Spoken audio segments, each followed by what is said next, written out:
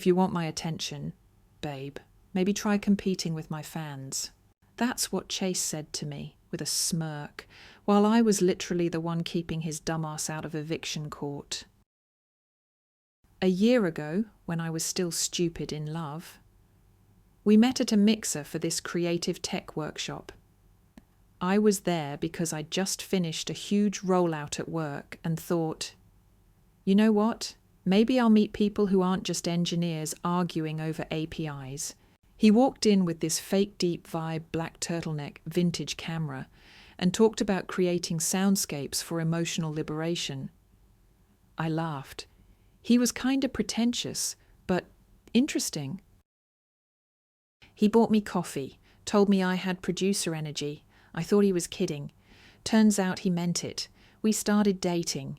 Fast forward 6 months, we're basically inseparable. I'm Alyssa, by the way, 25, software engineer at a startup in Santa Monica. Pretty chill job, decent money, a tiny but cute apartment. Chase was a struggling musician trying to get his indie label off the ground. Dreams need space to breathe, he told me once. But I didn't realize that meant, I'll stop working and live off you.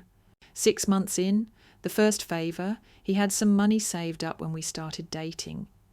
He'd done a few gigs and had a couple sponsors backing his EP. I was proud of him for chasing his passion. Honestly, I respected that. But about a year in, he started talking like some pseudo-visionary founder. Baby, if I don't take the risk now, when will I Spotify's the enemy of real music? Like, bro, chill. Then came, hey, I'm behind on rent. Just for a couple months, I'll pay you back. Me, being the soft idiot I was, I said yes. He didn't pay me back, not once. Not even when his EP dropped and made, okay, not zero, but barely enough to cover a burrito bowl. But I loved him. 4 years in, I thought we were building something. So yeah, I started covering his rent. Not all the time at first, just when he hit a tight patch. That tight patch became a canyon. 6 months ago, the freefall. At this point, he was 3 months behind on rent. His landlord was texting him daily. He ignored it, then handed me his phone and said, "Can you deal with this? WTF." I should have walked then, but no, I felt like I had to help. I was scared he'd end up on the street. His parents, useless. He called them emotionally unavailable, spiritually bankrupt boomers. Okay then.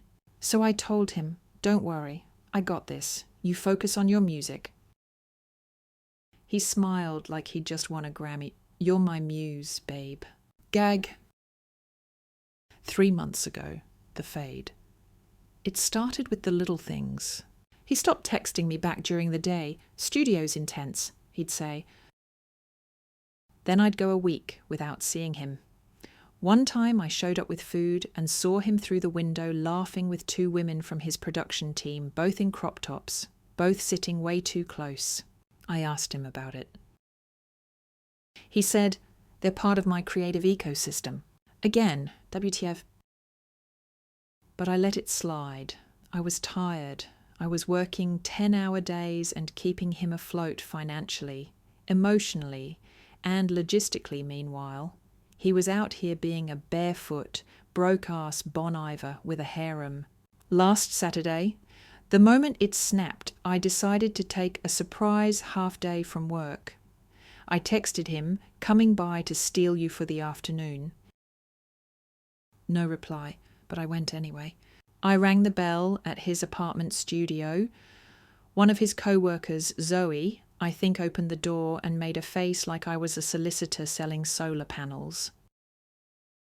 He's in the back, she said. No hello, no smile. I walked in and waited while they wrapped up their creative jam. I was already annoyed.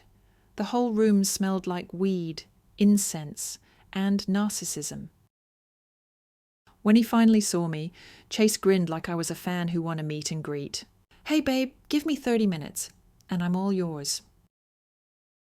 I nodded, tight-lipped, whatever, But as he got up to leave, Zoe piped up, "Where you goin'? Bossman, you always say the team sticks together till the mix is perfect." She said it half joking, but I saw her eyes flick toward me like I was the outsider, like I was the distraction. And Chase, this man, laughed. He said, "If you want my company so bad, maybe you should fight for it." Then he looked at me and said, "Maybe you should compete for my attention." Like I was just another groupie in the room. I froze. I looked at him, really looked. The man I'd been loving, feeding, funding. And this was what I got. My response, I picked up my bag. I said, "Enjoy the competition." Then I walked out. No tears, no drama. Just cold air in my lungs and a clarity I hadn't felt in months. I waited for him to come after me. He didn't. Instead, I got a text. "You were really rude back there. That was super disrespectful in front of my team." Not a word about what he said, and not a word about the fact that I was paying his fucking rent. I didn't respond to that text. Didn't even open it, honestly. Just saw the preview on my lock screen while sitting in my car outside his apartment, hands shaking, not because I was sad, but because I was furious. You ever have one of those moments where your brain is yelling, "Girl, what are you doing?" That was me, sitting there with cold Starbucks in the cup holder, realizing I'd just walked away from 4 years of my life and not feeling regret, just disgust and a little freedom. It was one of those small, fucked up freedoms, like when you quit a toxic job and immediately wonder how you lasted that long. I drove home and didn't text him back. I didn't even unlock the front door right away. Just sat there on my couch, shoes still on, scrolling through old pictures of us at Joshua Tree, at this Halloween party in Silver Lake, where we dressed as Bowie and Gaga, that dumb road trip to Oregon where he made a whole playlist just for me. Every photo had the same thing in common. I was smiling. He wasn't even looking at the camera. That's when it hit me I was never the priority. I was just the battery pack. Next morning, I got a voicemail from him. I didn't even listen, just hit block. A few hours later, my phone started blowing up again, this time from a number I didn't recognize. Landline. Guess who his landlord? Apparently, Chase hadn't paid rent in 2 months on top of the 3 months I had already covered before. And now there was an eviction notice taped to the front door of his home studio. I just laughed. Not because it was funny, but because it was surreal. This man had the nerve to tell me I was disrespectful in front of his team, while he was actually letting his own damn life spiral down the drain. And I was the safety net he just assumed would always catch him. Spoiler, I cut the net. I called the landlord back and said, very calmly, "Hi, yeah, just so you know, I'm not the tenant. I'm no longer financially responsible for Mr. Rivera's unit. You can take any legal action you need to." She was quiet for a second, then said, "So, you're not paying the balance?" I said, "Nope, I've done enough." I hung up, then I poured myself a glass of wine at 2 p.m. No shame. He texted me that night from another number. "Why is the landlord threatening eviction? Why haven't you paid this month yet?" I stared at the screen for a full minute. Then I sent back one message, "Because I'm not your fucking bank." Blocked that number too. Thought that'd be the end of it. It wasn't. 2 days later, he showed up at my door. Actually came to my building. Rang the bell at 9:30 p.m. I peeked through the peephole. He looked rough, like someone who hadn't eaten or slept or faced reality in days. I kept the door chained and cracked it just enough. He said, "You can't just disappear like that. I needed you. You didn't even warn me." I replied, "You didn't warn me either when you decided to humiliate me in front of a room full of women who clearly think they're more than co-workers." He sighed. It was a joke. I was trying to lighten the mood. No, Chase, what you were doing was showing me where I stand. And I finally believed you. He rubbed his face like he was tired of explaining things to a child. That's when I got cold, like ice in my blood kind of cold. I said, this isn't a relationship anymore. You disrespected me. You drained me. You let me carry your life while you got high on praise from every woman in your radius, but never gave me the basic fucking decency of gratitude. He scoffed. So you just decide to destroy everything, you're ruining my career. And I laughed again. Your career was built on my money. If it can't survive without me, it's not a career, it's a vanity project. He got loud, like angry loud, tried to push the door open further, but the chain held. I stepped back and told him, I've already called 911. That was a bluff. At that point, I hadn't. But the way his face changed, that sudden flicker of fear, he knew. He stepped back, hands in the air. Wow, you're really doing this. You did this, I said. Then I closed the door, locked it, and finally called the cops just in case. He didn't come back that night or the next. But the week after that, it got weirder.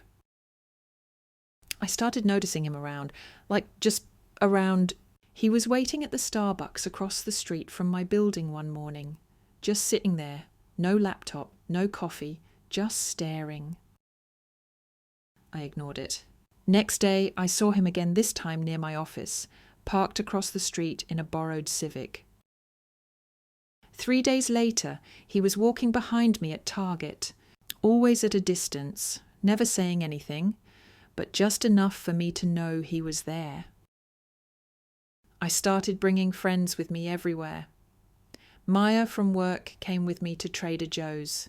James, my gay best friend / unofficial bodyguard, walked me to my car every night. It got creepy real fast. Finally, I had enough. We confronted him. James and I walked straight up to his car one night when he was lurking outside my building again. I knocked on the window. He jumped like I was the FBI. I said, this ends now. He didn't even argue, just started crying, said he missed me, said he fucked everything up, said he was spiraling and didn't know what to do. I just want things to go back to how they were, he mumbled. I looked him dead in the eye and said, same, but without you in them. He cried harder. I didn't flinch. He begged me not to go to the cops, swore he'd stop, promised he'd never show up again. I gave him one chance. I said, if I see you again anywhere, I will report you. You will get a restraining order, and your sponsors, whatever's left of them, will hear exactly why. He nodded, sniffling. Then he drove off, and for a week he vanished. I slept better. I actually smiled again. I went out without checking over my shoulder. But peace doesn't last long when someone's obsessed with controlling you. He came back, and this time he tried to follow me into a lift. Yeah, that story's next. 3 weeks ago, I thought I was done with him. I honestly believed I'd drawn a clear enough line, told him to stay away, blocked every number, made it clear there'd be consequences. He cried, for fuck's sake. Cried like a toddler who got told no for the first time in his life. But then, because apparently he's allergic to respecting boundaries, he showed up again. This time he tried to get in my fucking lift. It was 7:40 p.m, and I had just left this tiny networking event at a rooftop bar in Venice. I was buzzed, but in a good way. My friend Jasmine had just introduced me to a VC who loved my open source side project, and I was floating on this rare cloud of I can build something of my own kind of hope. Then my phone buzzed. Lyft said the driver was 2 minutes away. Cool. I walked downstairs, stood by the curb, scrolling TikTok like a normal person. Car pulls up. I wave, start to open the back door. And he opens the other fucking side. I freeze. He slides in like it's the most casual thing in the world, says, "Hey." I slam the door shut, back away and yell, "Nope, get the hell out of that car." The driver's confused. Obviously, I walk around to his side and tell him, "I'm so sorry. This man is stalking me. He is not with me." Driver doesn't even ask questions, just locks the doors and drives off with Chase still inside. I stand there on the sidewalk, heart in my throat, my buzz gone, my hands shaking again. 15 minutes later, my phone lights up with a new number. It's him. Of course it's him. "Why are you acting like I'm a criminal?" he texts. I block it. Again. Next morning, I call Jasmine. Tell her what happened. She goes, "Girl, it's time. You need a restraining order." I pause. I don't want to escalate. You know I've spent my whole life avoiding drama. Being the calm one. The reasonable one. The one who picks up broken pieces and glues them together so nobody has to feel uncomfortable. But this was past uncomfortable. This was fucking dangerous. So yeah, I filed. Took hours. I had to fill out forms, describe everything, dates, texts, when he showed up, how he followed me, the lift attempt that sealed it. The officer I spoke to was surprisingly kind, a woman. She looked me straight in the eye and said, "You did the right thing." And yet I still felt guilty. Isn't that wild? I felt bad for protecting myself from someone who had no problem letting me pay his rent while he flirted with every woman who said nice beat on Instagram. I told my therapist that. She asked, "Who taught you that your peace has to come second?" Let's just say that question hit harder than expected. Anyway, 2 days later, he gets served. He doesn't take it well. I know this because he starts messaging other people. Maya gets a DM. James gets a call from a random number that turns out to be Chase's cousin. My co-worker, who only met him once at a holiday party, gets a message on LinkedIn saying, "Hey, Alyssa seems to be really upset. Can you help me talk to her?" Bro, are you kidding me? I screenshot everything. My lawyer friend, bless you. Alex tells me this is textbook harassment and that if he tries one more thing, we can take it further. Then the burner accounts start. First one's on Instagram. A random profile with 0 posts follows me. I ignore it. Then it starts liking every post I've ever made from the last 3 years. Another one shows up a week later, comments on a selfie of me from 2020. Real subtle. I report them. Block, repeat. Meanwhile, I'm still trying to live, still going to work, trying to focus, trying to eat like a normal person. But every time I see a random guy with curly hair and a backpack, my chest tightens. I've started sitting near exits in restaurants. I scan rooms now. I listen for him. That's what people don't tell you about this kind of site. It's not just the incident, it's the after. It's the constant rechecking locks, the flinch every time a phone buzzes, the fact that you start doubting your own memories. Did I make it worse? Was I unfair? Then I remember the day he said, "Maybe you should compete for my attention," and suddenly the guilt fades. Fast forward to last Friday. I get home from work, open my mailbox, and there's a letter, no stamp, no return address. I know his handwriting. It's messy. Always has been. I don't even open it. I walk to the dumpster and drop it in without reading. Then I text Alex. He left a letter at my building. Alex replies, "Time to take this to court." So we do. It's a whole process, but it's worth it. Restraining order goes through. And just like that, there's finally a wall between us. Not just emotional, legal. He violates it, he's done. He gets arrested once. Yeah, that happened. He showed up outside the cafe I work from sometimes, was just sitting there across the street, pretending to read a book. I called it in. Cops showed up 15 minutes later. He tried to walk away, but they already had his description. Took him in. He got bailed out the same night, but that incident that finally made him stop. For now, at least. Still, I don't take chances. I moved. New apartment, new locks. I changed my whole fucking route to work, even changed gyms. Do you know what it's like to rebuild your life from scratch just because someone refuses to let you go? I didn't choose this, but I survived it. And every single day that I wake up and don't see his name in my notifications, that's a win. People in the comments of my last post asked if I regret supporting him financially for so long. Honestly, yes and no. Yes, because I should have walked away way earlier. Should have trusted my gut when it told me something was off. Should have realized that love doesn't mean being someone's life support while they treat you like a side character. But also no. Because now I know what my limits are. Now I know that love without boundaries isn't love. It's self-destruction in slow motion. I also learned how strong I actually am. Not the fake strong where you pretend to be unbothered while dying inside, but the real kind. The kind that walks away without slamming the door. The kind that files paperwork and protects her peace. The kind that doesn't compete for attention because she doesn't have to. He thought he could break me. But all he did was show me how much I could rebuild.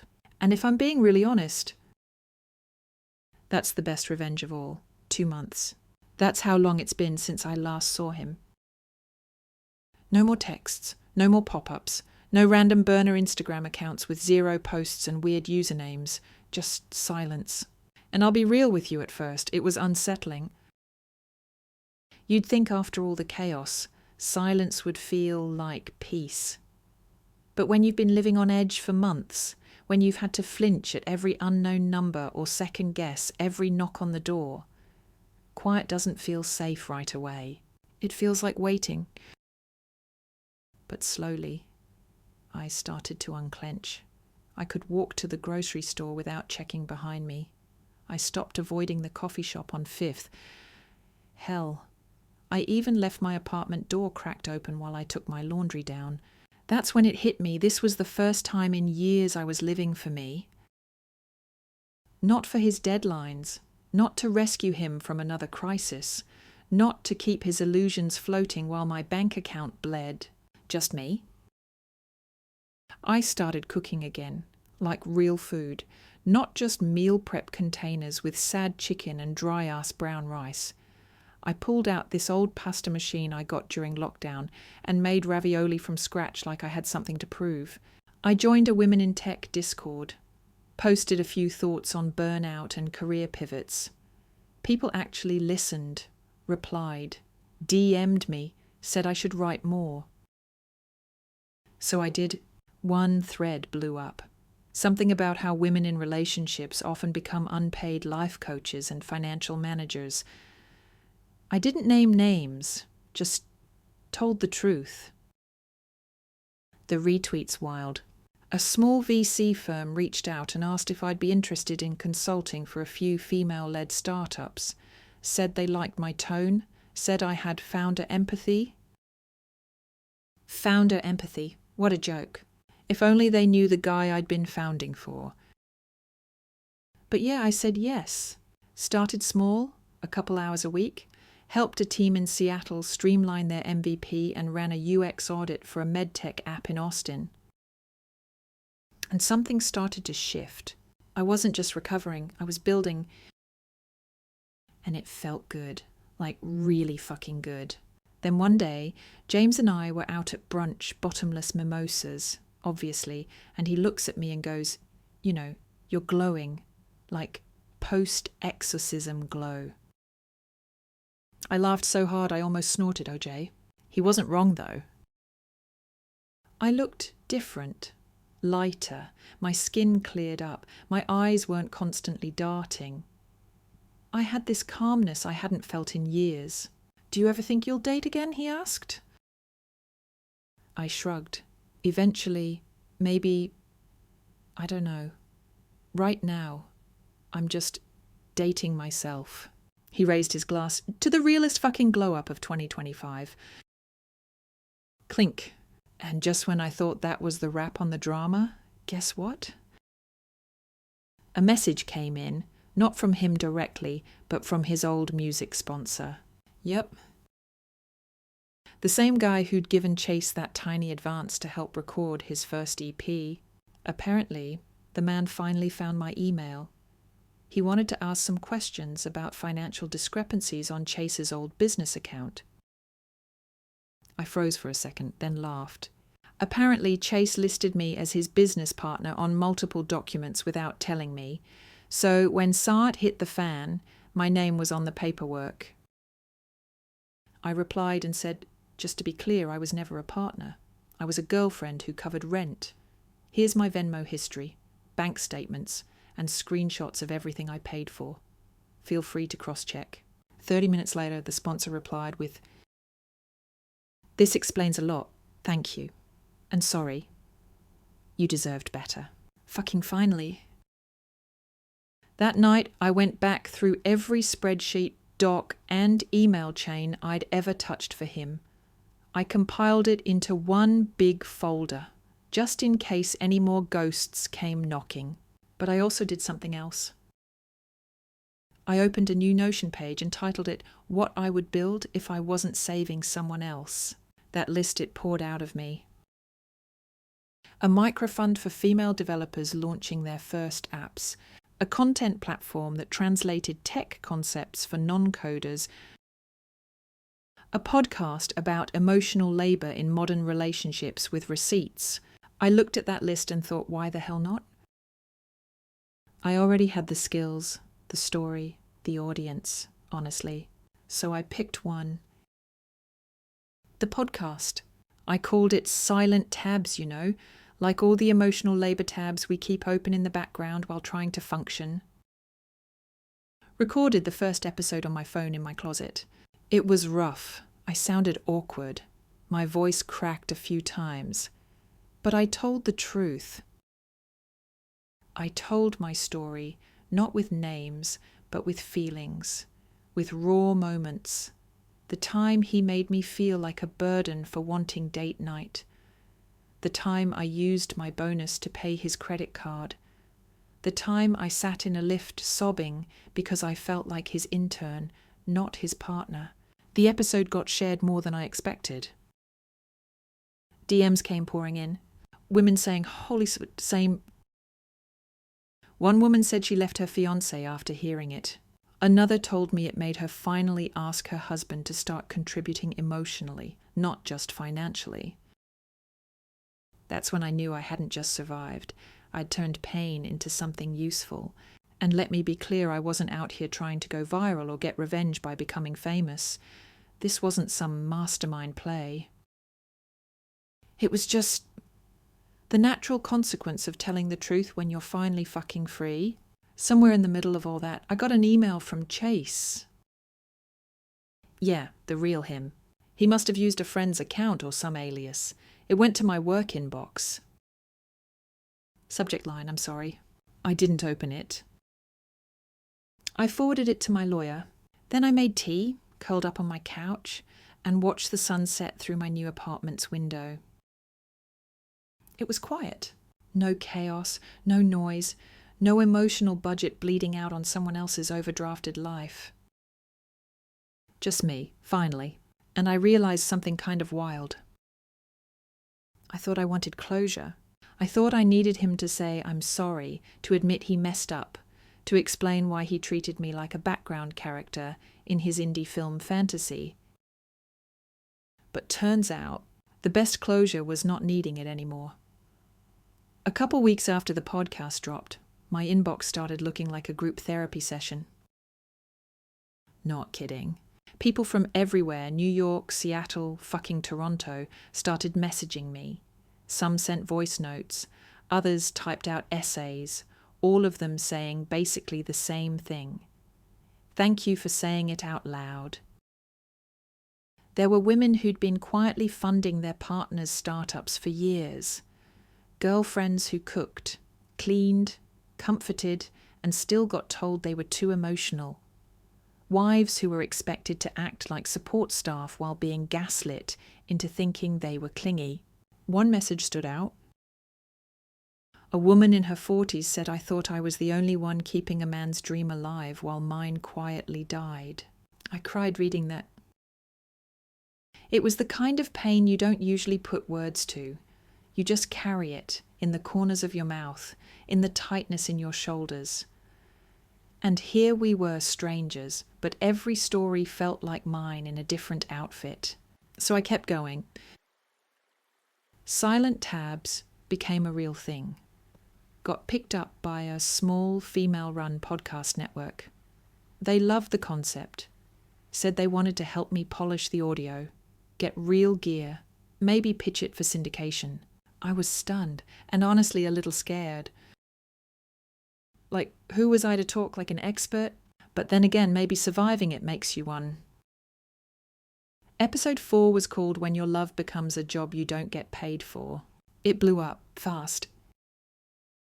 Spotify put it on one of their curated playlists. Suddenly, I had journalists reaching out, not major ones, but still enough to make me feel like my email might spontaneously combust. Then it happened. Someone sent me a TikTok. I opened it, not really thinking much. It was Chase. Him. In a car, hoodie up, face half in shadow, talking to the camera like he was on some soul-searching journey. People think they know your story, he said. They don't see the pain, the pressure, the betrayal. I watched frozen. He didn't say my name, but he didn't have to. He talked about being abandoned when things got hard, about people using your kindness and then ghosting you, about dreams being crushed by people who didn't believe. The comments, a mix of sympathy and side eyes. Someone wrote, "Bro, just say you miss your ex and go." Another said, "This smells like a podcast episode waiting to happen." I closed the app. I didn't cry. I didn't even get mad. I just sat there feeling this weird detachment, like I was watching someone else's soap opera. He wanted attention, again.